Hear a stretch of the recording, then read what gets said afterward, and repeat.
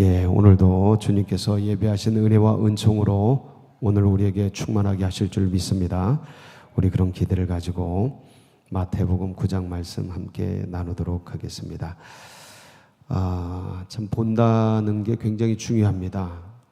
본다는 게 중요한데 그래서 몸이 18이면은 눈이 8알에서 9알 이렇게까지 얘기를 합니다. 그만큼 눈이 중요하고 눈이 중요한 이유는 보기 때문입니다. 보는 것이 그렇게 중요한데 이렇게 물리적으로 세상을 보는 것도 굉장히 중요합니다. 그런데 오늘 제가 보는 것의 중요성, 관점의 중요성을 얘기하는 이유는 물리적인 시각보다 그 너머에 있는 어떤 사태를 보는 관점이 그렇게 중요하기 때문입니다. 그래서 어떤 일을 어떻게 보는가에 의해서 그 사람의 인격이 나타나고 그 사람의 운명이 이제 결정된다고 말할 수 있겠습니다. 제가 이 보는 거에 대해서 기억을 하면 옛날 일이 생각납니다. 제가 중학교 때였는데 어떤 분이 저에게 그림 한 장을 이렇게 줬습니다. 그 그림 한 장을 줬는데 여기 예수님이 있다는 거예요. 근데 저는 아무리 봐도 검은 거하고 하얀 도화지 위에 까만색밖에 없는 거예요. 이게 뭐 예수님이 보인다는데 아무리 봐도 안 보이는 거예요. 그래서 그때부터 예수님이 보인다는데 왜 내가 안 보이지? 나 예수님 안 믿나? 그러면서 헷갈리고 그래서 이거 어떻게든 볼 수 있을까? 그래서 그걸 들고 가슴에 품고 주님 좀 볼 수 있게 좀 눈을 열어달라고 기도를 그냥 간절히 구했죠. 구하고 그러다가 이제 그때 중학교 때 이제 새벽 기도를 나가고 있었는데 새벽 2시인가 3시인가 이때 막 꿈꾸듯이 일어나서 봐라 그런 마음이 들어서 일어나가지고 그 종이 그 도화지를 딱 들고 교회를 갔어요. 교회가 바로 옆이니까 그냥 거의 일어나면 바로 교회니까 교회를 가가지고 그를 쫙 폈는데 불을 켜고 이렇게 쫙 폈는데 도화지를 이렇게 말려 있는 걸 쫙 폈는데 예수님이 계시더라고요. 그게 뭐냐면 이 사진이에요. 이 사진. 이거 혹시 보셨어요?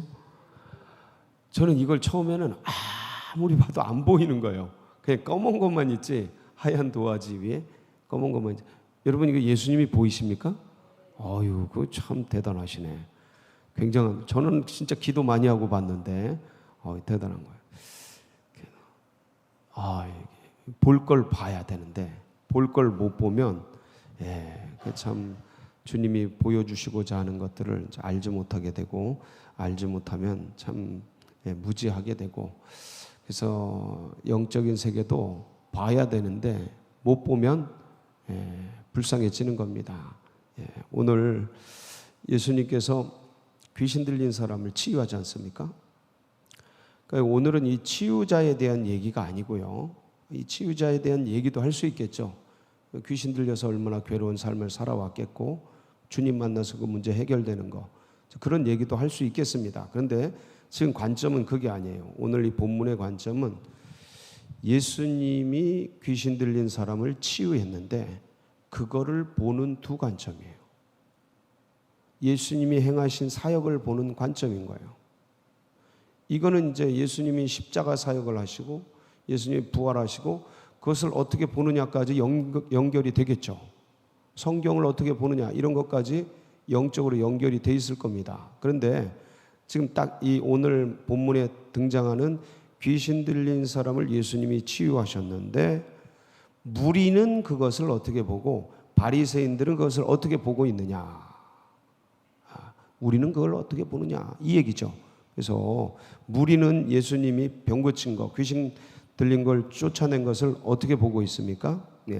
우리 33절에 기록이 되어 있죠. 한번 보겠습니다. 귀신이 쫓겨나고 말 못한 사람이 말하거늘 무리가 놀랍게 여겨 이르되 이스라엘 가운데서 이런 일을 본 적이 없다 하되. 예, 무리가 어떻게 해요? 놀랍게 여겨. 이 놀라움은 어떤 거예요? 네, 어메이징한 거죠. 아주 기가 막힌 거예요. 감탄하는 거죠. 네, 찬탄하는 거예요. 어떻게 이런 일을, 와, 대단하다 이거죠. 위대하다, 훌륭하다, 님 좀 짱인 듯, 이 소리입니다 이게. 예, 요새 애들 말로 굉장히 높이고 존경하고 경외하고 신처럼 받들고 이런 경외하는 그런 충격, 마치 구약에 주님이 하나님께서 임재하실 때 막 번개치고 천둥치고 이스라엘 백성들 막 떨고 막 놀랍게 여기고 그런 어떤 그런 마음이라고 보시면 되겠습니다. 굉장히 긍정적인 거죠. 주님이 하시는 일들에 대해서 와, 진짜 어떻게 이럴 수가 있을까? 예? 어떻게 십자가, 어떻게 부활, 어떻게 나를 위해, 와, 이렇게 보면 이제 그분은 천국에 가까운 거죠. 예, 천국 문 앞에 있는 거죠. 그런 분들은. 왜냐하면 주님을 그렇게 여기니까, 그렇게 보니까. 그런데 또 다른 관점이 있습니다. 우리 34절 말씀 같이 한번 보겠습니다. 바리새인들은 이르되 그가 귀신의 왕을 의지하여 귀신을 쫓아낸다 하더라. 어떻게 똑같은 걸 보고 이렇게 생각할 수가 있을까? 이렇게 볼 수가 있을까? 그러니까 주님이 귀신 쫓아내는 사역을 하셨는데 이 두 극단적인 시각이 여기에 등장하는 거예요. 야, 그가 귀신의 왕, 이 바알세불이라고 그러죠. 이게 이제 바알세불이 집혔다 이렇게 표현을 하는데 귀신의 왕을 의지하여 귀신을 쫓아낸다 하더라. 뭔 말입니까 이게? 귀신 들렸다는 거예요. 귀신 들렸다. 예. 그래서 이 관점을 바리새인들은 끝까지 몰아갑니다. 사람을 죽이는 거죠.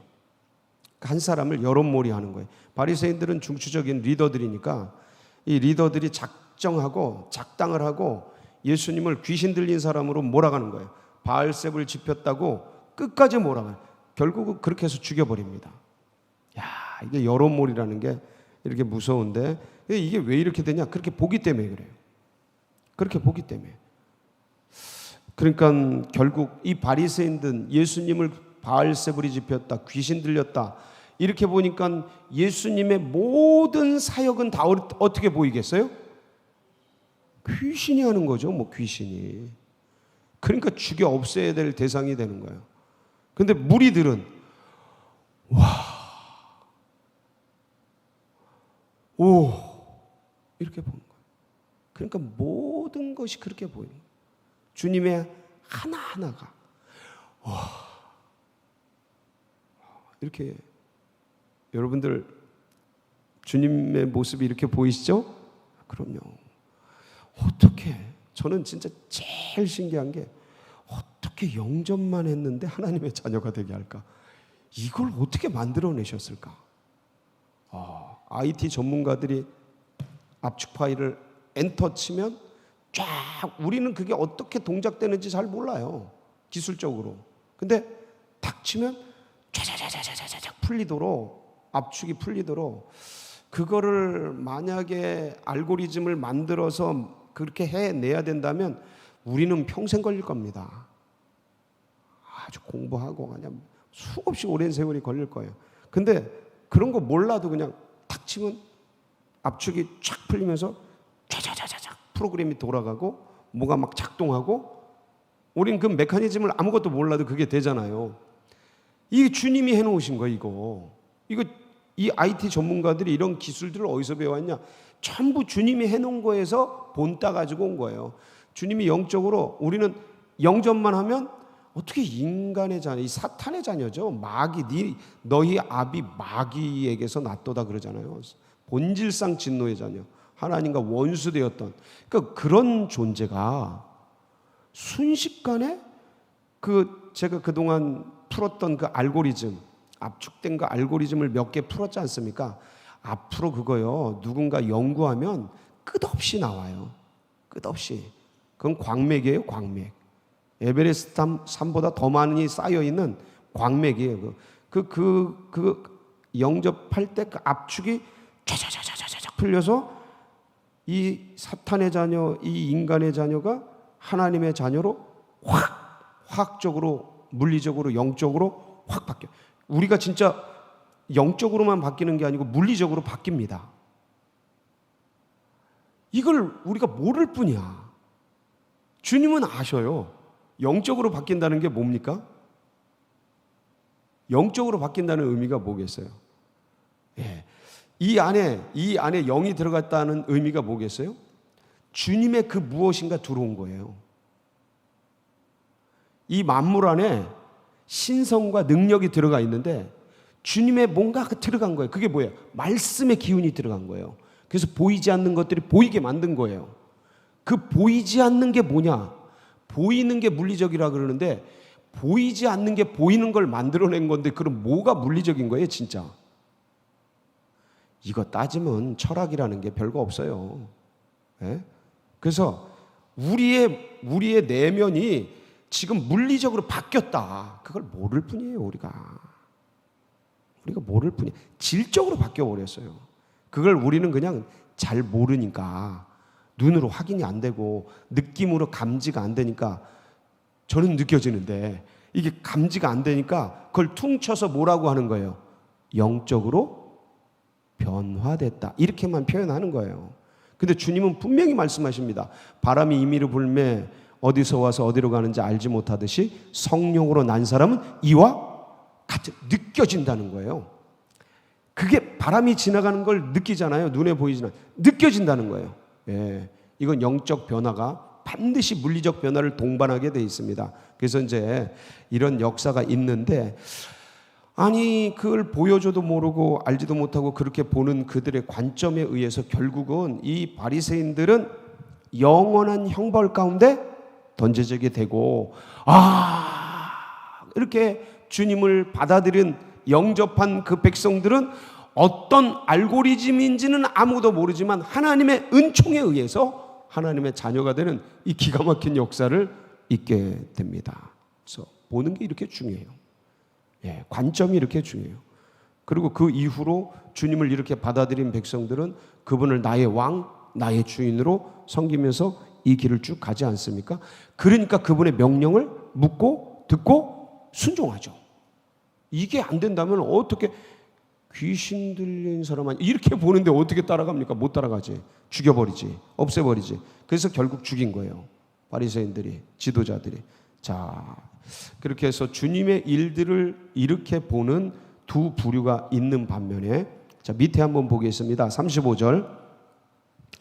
36절 한번 보겠습니다. 자, 36절. 무리를 보시고 불쌍히 여기시니 이는 그들이 목자 없는 양과 같이 고생하며 기진합니다. 자, 무리를 주님께서 보시는데 어떻게 보셨어요? 무리를 보시고 불쌍히 여기시니. 이게 누구를 보는 관점이에요? 무리를 보는 관점. 이 무리 속에 누가 있어요? 이제는 척척하시네요. 우리가 있는 거죠. 그거를 주님은 어떻게 보셔요? 불쌍히 보셔요. 이때 지도자들은 어떻게 봤어요? 쓰레기로 보는 거예요. 인종 청소할 대상으로 보는 거예요. 그러니까 죽여버리고 없애버리고 학살하고 이걸 그냥 버젓이 하는 거예요. 개, 돼지처럼 여겨버리는 거예요. 이방인들. 가난하고 헐벗고 병들고 이 사람들을 죄인들이라는 게 뭐냐면 없어져야 될 존재 이거예요. 그렇게 여겨요. 그렇게. 이 무리들이 대부분 그런 사람들인데 주님은 어떻게 보셔요? 불쌍히 여기시고 긍휼히 여기시고 가엾이 여기시고 측은지시고 이 주님이 보시는 이 관점이 우리를 살려주셨어요. 그래서 그들을 향해 무슨 사역을 하십니까? 그게 35절이죠. 예수께서 모든 도시와 마을에 두루 다니사 그들의 회당에서 가르치시며 천국 복음을 전파하시며 모든 병과 모든 약한 것을 고치시니라. 그런데 해도 끊임없이 무리가 밀려와요. 주님 육체를 입으셨잖아요. 해도 끊임없이 밀려. 밤새도록 하고 새벽에 일어나서 해도 끊임없이 빌려. 그 주님이 뭐라 그러셔요? 37절. 이에 제자들에게 이르시되 추수할 것은 많되 일꾼이 적으니 그러므로 추수하는 주인에게 청하여 추수할 일꾼들을 보내주소서 하라 하시니라.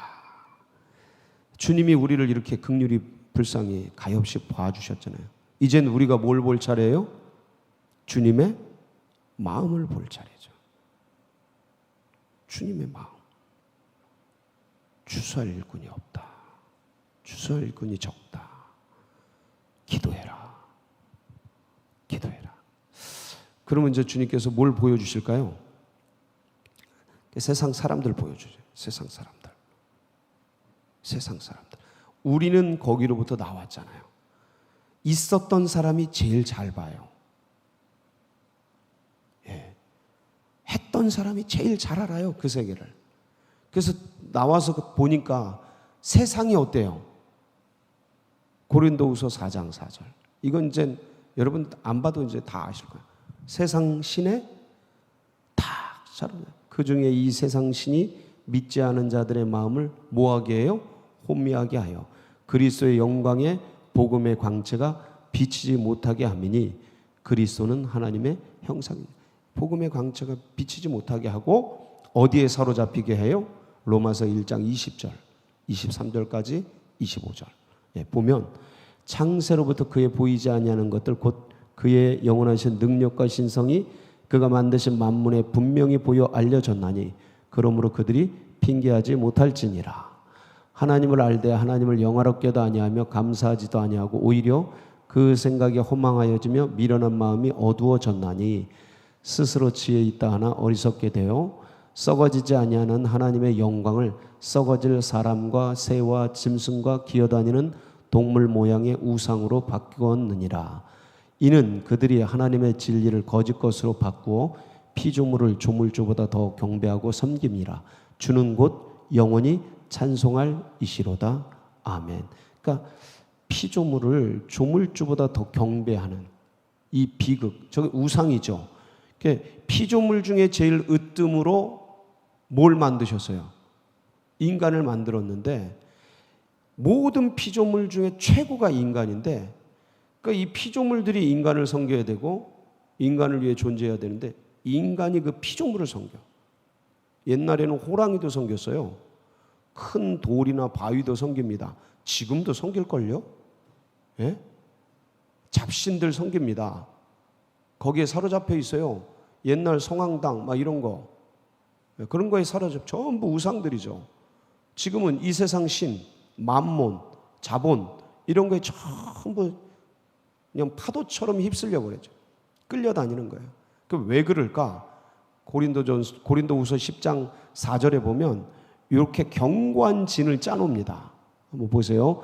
우리의 싸우는 무기는 육신에 속한 것이 아니요 오직 어떤 견고한 진도 무너뜨리는 하나님의 능력이라. 모든 이론을 무너뜨리며. 저기 보면 저게 이제 성령의 파워인데 파워로 싸운다는 거예요. 육신이 아니고 파워, 영적 파워로 싸운다는데 뭐와 싸우냐? 견고한 진. 저 견고하게 짜놓은 거예요. 근데 견고하게 짜놓은 그 밑바닥에 뭐를 짜놓은 거냐? 모든 이론. 그럴듯한 이론들. 세상이 그걸 진화론으로 쫙 쌓아놨고, 그 다음에 이 유물론으로 쫙 쌓아놨고, 신 없다. 전부 물질이다. 다원론으로 모든 거에 진리가 있다. 이런 거로 쫙 교묘하게 쌓아가지고 사람들을 혼미케 하고 그리스도의 영광의 광채가 비치지 못하게 차단해 놓는 거야. 그 지금 우리는 거기로부터 있다가 나와서 보니 다 그러는 거지. 자본에, 만몬에 끌려서 온 인생을 거기다 탕진하고 거기다 소비하는 거죠.